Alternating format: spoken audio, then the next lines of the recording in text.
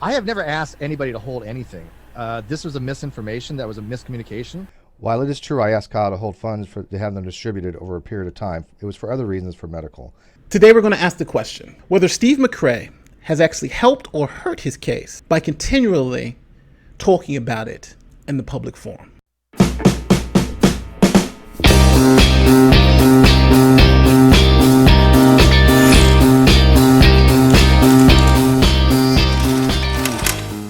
My name is Nate Broady, YouTuber, lawyer, and today we're going to talk about the Non-Sequitur Show's divorce again. Welcome to the Brody's Bunch. You guys are going to be the jury of today. Now, today we're going to look at why lawyers tell their clients, don't talk about your case. Here's a quick history about the Non-Sequitur Show. The Non-Sequitur Show was a show on YouTube that was owned by both Steve McRae and Kyle Curtis. And the show was actually a pretty good show. It had about 30,000 subs. And then Kyle decided to go another direction, more or less ousting Steve. So Steve is now in the process of trying to sue Kyle. And in that lawsuit, he's asking for, I think, half of the proceeds from the show and ownership of the show. But we haven't seen any legal documents yet. But Steve has said that he's got an attorney and he's going to sue Kyle. And Kyle says he also has an attorney. So as of right now, the two things that are more pressing is, first, Steve is asking for a full financial accounting. You know, how much money has the show made, so forth, which I honestly think he's entitled to. And he's been asking for that for the past 2 months, and Kyle has not turned them over. Kyle's response to Steve asking for both the money and the financials is that Kyle and Kyle's attorney were concerned about Steve's defrauding of Medi-Cal, which is the public medical system, like a Medicaid system of California. And that the potential fraud needed to be resolved before Kyle could turn over either the financials or even the cash. So in my last video, somewhere up here, you're going to see that we went over whether there was evidence for fraud. And to my surprise, most people thought that there was plenty of evidence for not only fraud, but conspiracy. Now, today's video is going to look at Steve McRae's current responses to the claims of fraud. See, over this past weekend, Steve has been on a total offensive. He's made public pronouncements to Mr. Atheist, and Steve is now making the argument that supporting the Non-Sequitur Show at this time is immoral. Now, Steve convinced Modern Day Debate to actually hold a debate on this topic, whether or not supporting the Non-Sequitur Show at this time is immoral. Now, during that debate, Steve's side was losing. So in a real shocking moment, Steve actually joined the debate and started debating the topic himself, trying to make the argument that supporting the Non-Seq Show was immoral. Then Steve also had a hangout later that day talking more about the situation. But in both those occurrences, Steve made some very, very interesting statements that I think may hurt his legal case. I really do. So the first thing we want to talk about is credibility. Just because someone has no credibility doesn't mean that they're lying. So I want to make that very, very clear. But your credibility is key, because if I have to determine whose word for it I'm going to take, am I going to take the plaintiff's word, which is Steve McRae's, or am I going to take the defendant's word, which is Kyle Curtis, then your credibility matters, because the person who's more credible is the person who I am more likely to believe as the finder of fact, the jury or the judge, possibly the judge in this particular case. Now, the one thing the judge is probably going to have to do is figure out, even if they had a contract, what are the terms of that contract? And that's really going to be dependent on Steve's testimony and Kyle's testimony. So Steve's credibility is of the utmost importance of this case, and I would suspect that his attorney would have told him that, hey, you need to not make any more statements because we don't want you to hurt your credibility, since our case is hinging a lot on your credibility as a witness. Now, a lot of astute law students and possible professionals in the field are going to say, well, Steve's statements here online would be considered hearsay. Hearsay, hearsay, hearsay. And I've seen a lot of people putting it in the comment section that, hey, even if Steve made these admissions, they're hearsay. But they are not hearsay. And in most states, it would be exempt from the hearsay rule. So first, let me explain what hearsay is. Hearsay is what they call an out-of-court statement offered for the truth of the matter asserted. Here's an example.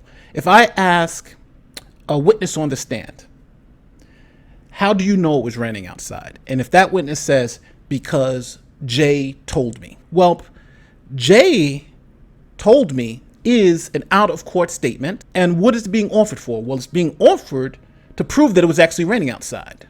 So the witness doesn't know whether it's raining outside. He's appealing to Jay, who actually knew. So this witness has no personal knowledge of whether it was raining outside or not.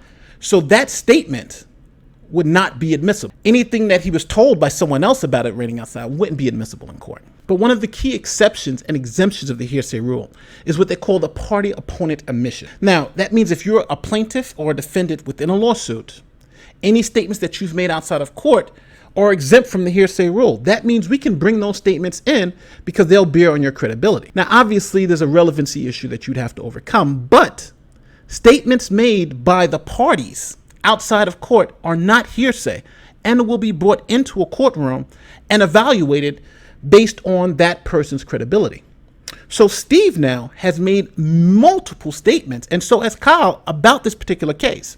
And that's one of the things that us as lawyers are really, really concerned about, is that if you make these statements outside of the courtroom, they can be brought in and really, really play a negative role in your credibility if you're making contradictory statements. Let's look at how Steve recently answered some questions and see if he's hurt his own credibility. Now, just because he may hurt his credibility doesn't mean he's not telling the truth. I want to make sure we understand that clearly. When Steve went on Modern Day Debate on August 18th, 2019, he was asked a specific question in a live chat. And this question came from Jack Durango. And it just asked simply, why did Steve McRae ask for the cash to be held? Steve McRae said this. Because somebody keeps bringing it up. I have never asked anybody to hold anything. This was a misinformation. That was a miscommunication. If anybody has any evidence contrary, please show me. I'd love to see it because Kyle sure the hell didn't have any. So just so we're clear, Steve has said he has never asked anybody to hold anything. Full stop. Now that's, again, August 18th. So now let's see what Steve said earlier about asking Kyle to hold the money. This is Steve McRae on his own channel on a video dated June 13th, 2019. And this is Steve McRae talking about whether he asked Kyle to hold the money or not. While it is true I asked Kyle to hold funds to have them distributed over a period of time, it was for other reasons, for medical. So here it seems we have a problem. On August 18th, he never asked anybody to hold anything, but on June 13th, 2019, you specifically said you did ask Kyle to hold the money. So which is true? Did you not ask him? Did you ask him? So Steve then held another hangout, August 18th again. This was after the Modern Day Debate, where Steve then has another answer to this question. And when he says, when Steve asked Kyle to hold money because of Medi-Cal, that's not what I said. What I said was, and I have the actual quote, I will look over it because I was wanting to make sure that if I lost my secondary Medi-Cal, which because it's closer office to me, that if I needed anything, it would be worth it. So Steve says he was misquoted. I don't know how he misquoted himself. Let's look again at that June 13th video from Steve McRae. Is it possible that he could have been misquoted? While it is true I asked Kyle to hold funds to have them distributed over a period of time, it was for other reasons, for medical. While it is true that I asked Kyle to hold the money. That's what he said. Now, since you guys are the jury, you now have to evaluate which version of events is true. And whether this party to the lawsuit, the plaintiff, is credible at this particular point in time. He's first said he asked no one to hold anything. Now he's saying he did ask someone to hold it. Then he's now saying that he was misquoted. He misquoted himself. This is why we tell you don't talk about the lawsuit. If you have the attorneys, let us do the talking for you. Now, the reason why this is even more confusing, because here's a clip of Steve admitting that he put everything in Kyle's name because of medical. Me off that. I started the Patreon. He took me off that. I started all those things and put it into his name because of financial things, because of my medical, which he knows of. So now it's just coming to the point of what is the truth. He said he never asked Kyle to hold anything. Then he says he did ask Kyle to hold everything. Then he says he was misquoted. But then again, he goes back and he says, well, I did put everything in his name because of medical. What? Now, again, all these statements would generally be hearsay, but since Steve is a party to the lawsuit, this would be considered a party opponent admission. And as a jury, if you are hearing these statements, would you believe this witness? Would you believe this witness is credible? I think that's a very important issue. If you ask Kyle to hold the money so you can continue to get Medi-Cal, that's a problem. And right now, we have you saying that you did, and then we have you saying that you didn't. The next question Steve tackled was about the VA benefits. Now, I have never made the claim that Steve was defrauding the VA as a veteran. You know, you get your VA benefits. No one is making that claim, or even made that allegation. All the allegations have been deemed about Medi-Cal, not about the VA. Steve has made a lot of different statements about this. So the question that came forward is from, I believe, Jason Bourne, and the question said, why did Steve claim that he did not use the VA in over a decade? Let's see what Steve has said in the past and see if they're going to be consistent with what he is saying now. So our first clip is from June 12th, 2019, and this is on Steve McRae's channel, and Steve says this. I don't have SSI, I don't have SSDI, and then Katie decided to go after my veterans, which I do have, but I don't use. It's a backup. Steve states here in pretty no uncertain terms that he has VA, but he hasn't used it. So he hasn't used VA. So now let's look at a video that Steve uploaded the next day on June 13th about using the VA. Again, it's not about him having the VA, but whether he's used it or not. So this is what Steve says. With one person even attacking me for having VA benefits, which I have not taken in over a decade. But it's something that I earned for serving my country and being in the military. So now we have this second part, which is completely consistent with the first. Steve says I have VA, but I haven't used it. Now this video is Steve's video on his own channel from June 13th, 2019. So if we're saying 10 years, a decade before that, we're talking about 2009. So right now, it's clear Steve hasn't used the VA, and he made mention that, hey, I haven't used it in over a decade. So now we're going to move to August 8th, 2019. Now, this was an upload of a conversation that Steve had with Kyle on July 5th, 2019. Let's see what Steve says about being on the VA in that conversation. If we can. So what do you need? Here's the thing. All my medicals is no longer applicable. I've already, that was only from a year and a half ago. I am strictly on the VA, or will be as after this, after this. So again, Steve says that stuff happened over a year and a half ago, and he is strictly on a VA, but then he clarified just that little piece, or I will be. I mean, he'll be on it in the future. Before July 5th, his video was saying, hey, I haven't used the VA.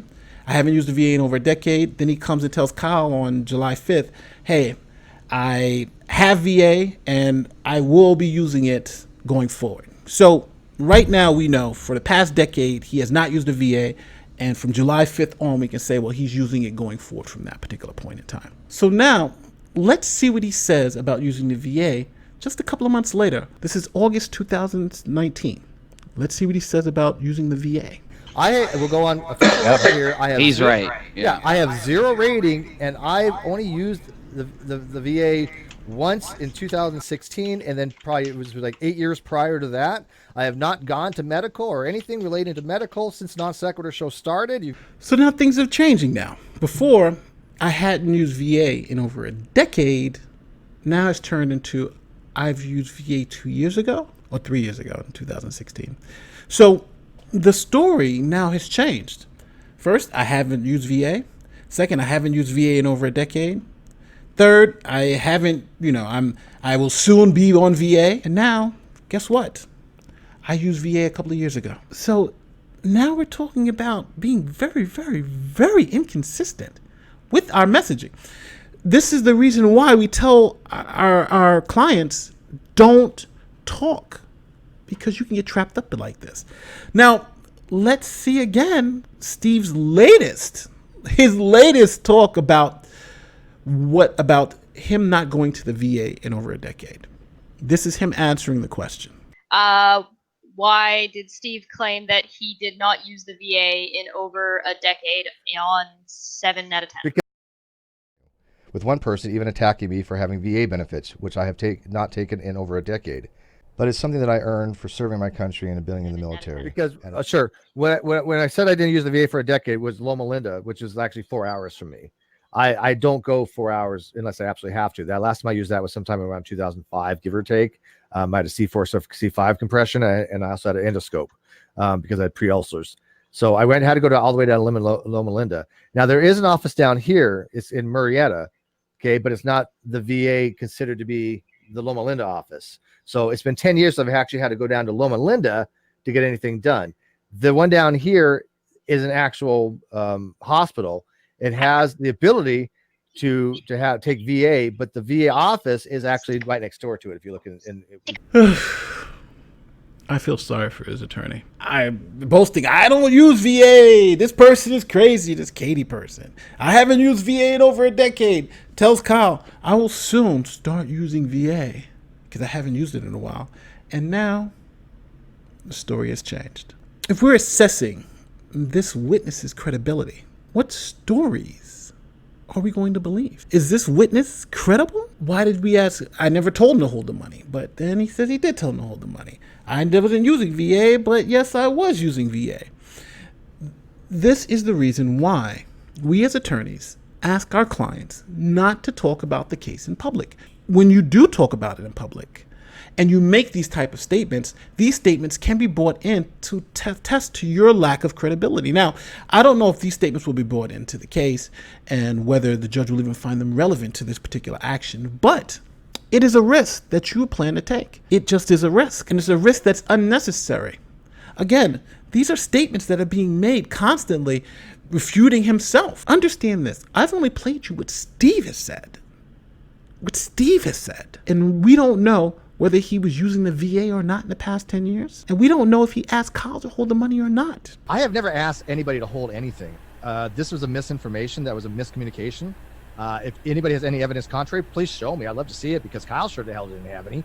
While it is true I asked Kyle to hold funds to have them distributed over a period of time, it was for other reasons, for medical. Because we have him saying both, yes, he did, and no, he did not. Now, remember, you guys are the jury. So what do you guys think? Do you believe Steve is a credible witness based on what you've seen now, based on the public statements? If you do, let me know in the comment section. If you don't, also let me know in the comment section. I honestly believe that Steve's credibility is being hurt every single time. And my little cursory review of things that he said that are contradictory is not involved the whole picture. There are a lot more inconsistent and contradictory things that Steve has said about this particular case that, unfortunately, I think if you have a competent attorney on the other side, are going to grab all those things and say, you told us on one side, you gave Kyle the channel. And now you're saying you didn't. In one instance, you said this, and now you're saying you didn't. One time you said you weren't using a VA. Then you told us you didn't. At one time you told us that you gave Kyle the money, and the next time you didn't. This is why you should not talk. Leave your comments below. Let me know what you think. And don't forget to show me some love with that subscribe button. My name is Nate, and I'll see you the next time. Peace.